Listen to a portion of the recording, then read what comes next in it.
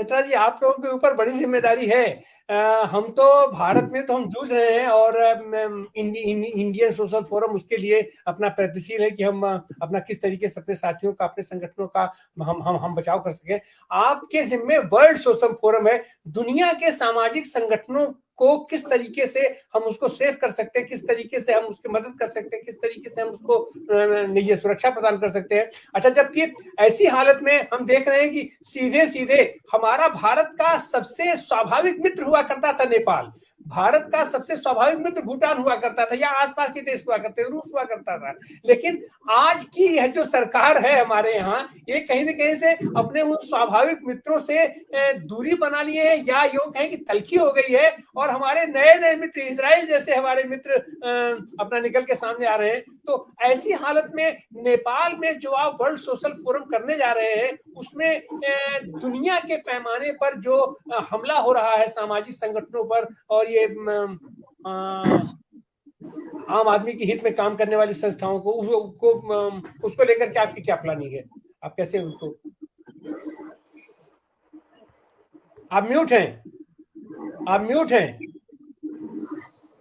Thank you, Anand. That's why, because the democratic space and then the civic space or democratic rights in the world is not available anymore in any countries in the world. Okay, so that's why people are, and what is happening, क्या हो रहा है, वो जो वार में जो क्या हुआ, क्या कर रहा है इजराइल के पीछे में कौन कौन शक्ति है, वो तो सब जग जाहिर है. It is all the open transparent things are there now. That's why we need to protect the people's space, okay, people's rights. So in the world there are many big movements are being held. बड़ा people जो सड़क में उतर रहा है. भाई जो last week में वो हेग गया था, हेग में जो आम्स्टरडाम में जो नेदरलैंड गया था, आम्स्टरडाम में 1 लाख आदमी पैलेस्टाइन के उसमें जो युद्ध है वहां सीज फायर करने के लिए नेदरलैंड गवर्नमेंट को प्रेशर दे रहा था. इसीलिए जो जहां से सोशल मूवमेंट आज रिवाइविंग हो रहा है, डेमोक्रेसी की रक्षा के लिए, मानव अधिकार के रक्षा के लिए, सारा दुनिया के आम आदमी के डिग्निटी के लिए. ओके, इसीलिए ये वर्ल्ड सोशल फोरम जो है, it is the very urgent and then very right time that we connect them from the world, and then we need to what is called raise our prevailing power.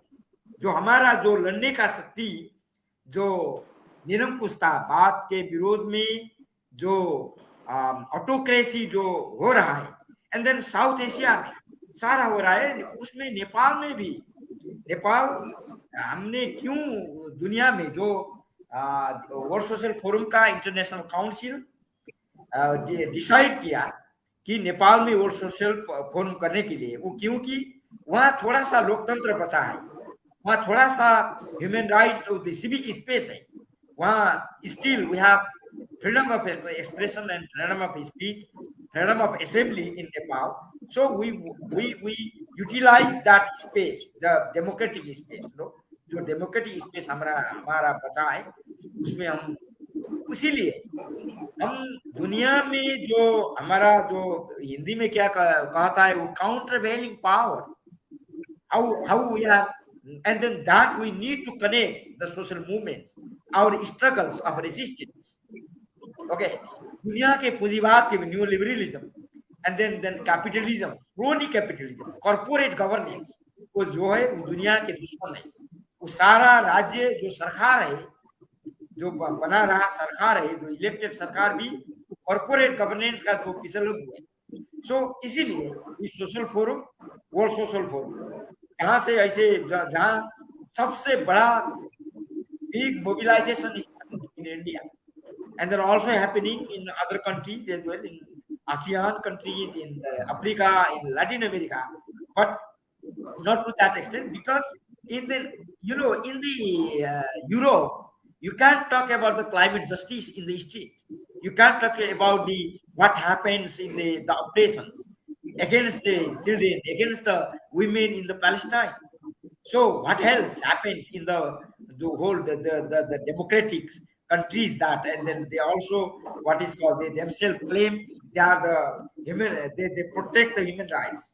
Okay, so we have to now, हमारा जो समय आया हम एक गठे होने के लिए, and then we have to be what is called, एक गठे होना चाहिए र सारा डेमोक्रेसी का सारा ह्यूमन राइट्स का प्रोटेक्ट कर सकते हैं हम लोग।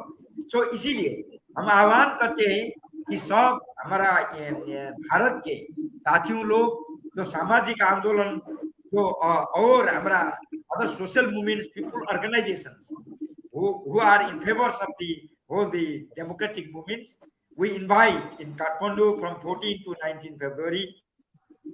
हम सबको स्वागत है, वहाँ सब आइए, हम वहाँ फिर दुनिया के वर्ल्ड के मूवमेंट के साथ में हम बात करेंगे, छलफल करेंगे, एंड हम आगामी बनाएंगे, भावी योजना बनाएंगे। थैंक यू आनंद जी, बहुत बहुत धन्यवाद।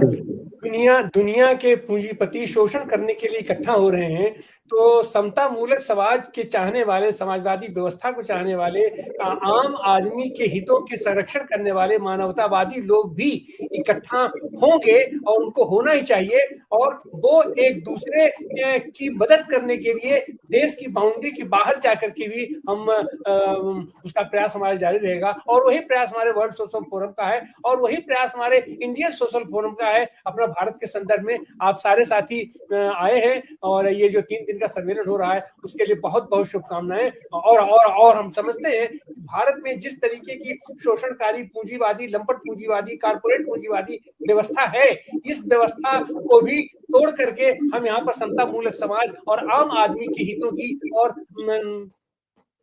जनतांत्रिक वो सरकार का गठन करने के लिए हम अपना आंदोलन तेज कर पाएंगे। इसमें दुनिया भर के जितने जनतांत्रिक लोग हैं सबका हमें सहयोग मिलेगा। आप सारे साथी हमारे